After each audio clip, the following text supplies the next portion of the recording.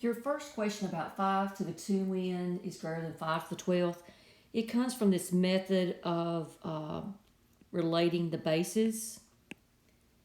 And if it says if an exponential equation, now an exponential equation is an equation that the variable is in the exponent. So in our problem, we got 5 to the 2n greater than 5 to the 12th.